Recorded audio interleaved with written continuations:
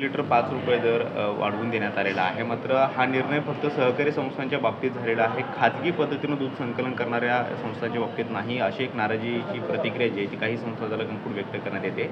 तुम्ही कशा पद्धतीनं पाहताय आणि आता काय प्रतिक्रिया देणार? महाराष्ट्रातला शेतकरी दुधाच्या प्रश्नावरती गेली 1 महिना झालं रस्त्यावरती आंदोलन करत आहे. रयत क्रांती संघटनेच्या माध्यमातूनही ठिकठिकाणी आंदोलन केले. आम्ही दुग्ध आयुक्त कार्यालय पुणे या ठिकाणी मोर्चाही काढलेला होता आणि त्या ठिकाणी आम्ही मागणी केली की शेतकऱ्याला गाईच्या दुधाला प्रति लिटर 5 रुपये अनुदान देण्यात यावं. परंतु काल राज्य सरकारनं 5 रुपयाची घोषणा केली. निश्चितच आम्ही त्या घोषणेचं स्वागत करतो. परंतु ही घोषणा करत असताना फक्त सहकारी दूध संघांना जे शेतकरी दूध पुरवठा करत आहे त्यांनाच 5 रुपये अनुदान देण्याचा निर्णय कालच्या घोषणेतून झालेला आहे.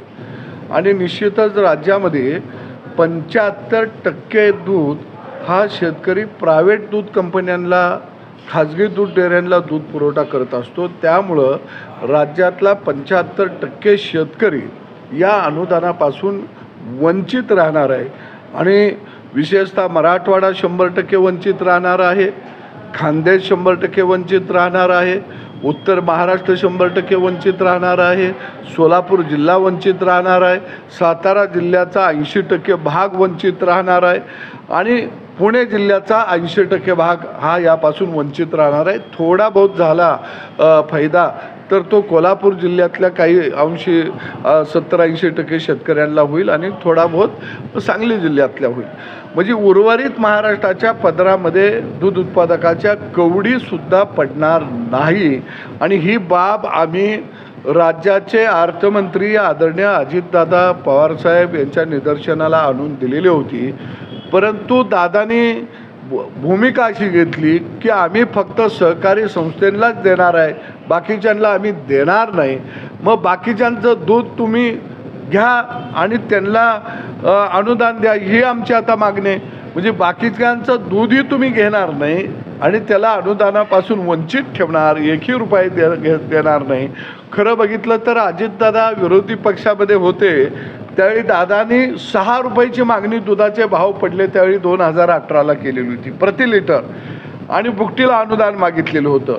आणि तेच दादा आज या ठिकाणी कुबेराचा खजिना घेऊन बसलेले आहेत. ते मात्र शेतकऱ्याच्या पदरामध्ये कवडीवर सुद्धा टाकायला त्यांची मानसिकता नाही. आणि आमदारांना मात्र कोट्यावधीनं गुलाल उधळावा, भंडारा उधळावा, खोबरं एखाद्या देवाच्या पालखीवर उधळावं, तसं कोट्यावधी रुपयाची खिरापत आमदारांना तुम्ही वाटत आहे आणि शेतकऱ्याला द्यायचं म्हणलं की तुमच्या हाताला लकवा भरत आहे. आणि म्हणून निश्चितपणानं कालची जी दुधाची दरवाढ झालेली आहे ती ग्रामीण भागामध्ये एक मन आहे की कोपराला ढोपराला गुळ लावायचा आणि चाटा म्हणायचं. ढोपराचा गुळ चाटायला बी येत नाही आणि खायला बी येत नाही, अशी परिस्थिती महाराष्ट्रातल्या दूध उत्पादक शेतकऱ्याची झालेली आहे. आणि शेतकऱ्यांच्या मनामध्ये आता मोठा असंतोष आहे. आणि म्हणून येणाऱ्या बुधवारी पुण्यामध्ये सर्व राज्यातल्या संघटनेला आम्ही निमंत्रण करत आहोत. राज्यातल्या सगळ्या संघटना आम्ही पुण्यामध्ये बोलवत आहोत आणि बुधवारी आम्ही पुढील आंदोलनाची घोषणा करत आहोत. कारण एका बाजूला कांद्यावरती निर्यात बंदी, दुसऱ्या बाजूला या ठिकाणी ऊस उत्पादकाचाही हाल अपेष्टा, साखरेवरची निर्यात बंदी, आता दुधाला तुम्ही पैसे देणार नाही. म्हणजे नेमकं राज्य आपण कुणासाठी चालवतोय हा आता माझ्यासारख्या चळवळीतल्या कार्यकर्त्यासमोर सुद्धा प्रश्न पडलेला आहे. मंत्रालयातल्या सचिवाकडे बघून राज्य चालवू नका. दुग्ध विकास विभागाचा सचिव तुकाराम मुंडेसारखा मार्गदर्शन करतो की ज्यानं कधी शेणामुतात हात लावला नाही, ज्यानं कधी गाई म्हशीच्या धारा काढल्या नाही, ज्यानं कधी चारा आणून पाणी आणून जनावराला दाखवलं नाही. अरे आमची लेकरं बाळं शेणामुतात हात घालत आहेत, आमची लेकरं बाळं जनावरांची देखभाल करत आहेत, तुमची लेकरं बाळं चांगल्या 5 स्टार हॉटेलमध्ये जेवत आहेत, चांगल्या उंची शाळेमध्ये शिक्षण घेत आहेत. मग शेतकऱ्याच्या पोरांनी काही नुसती गुरच राखावी का? आणि म्हणून माझं सरकारला नम्र आव्हान आहे की तुम्ही तातडीनं याचा फेरविचार करा आणि हे अनुदान राज्यातल्या प्रत्येक दूध उत्पादकाला मिळालं पाहिजे असा निर्णय सरकारनं घ्यावा, ही भूमिका आमची आहे. आणि आम्ही बुधवारी या संदर्भामध्ये सगळ्या संघटना बोलवत आहोत. तुम्ही जर शेतकऱ्याचं खळं लुटायला एक होत असाल तर राज्यातल्या संघटनासुद्धा तुमच्या विरोधात भविष्य काळामध्ये एक होतील आणि निश्चितपणानं तुमच्या या निर्णयाला विरोध करतील. यापूर्वी पण दुधासंदर्भात बऱ्याच बैठका तुम्ही घेतल्या मंत्री महोदयासोबत. आता तुम्ही अजित पवार तुकाराम मुंडेचं नाव घेतलेलं आहे. देवेंद्र फडणवीस यांच्या निकटवर्तीपैकी तुम्ही एका देवेंद्र फडणवीसकडे तुम्ही तक्रार करणार का अजित पवार आणि तुकाराम मुंडे यांची?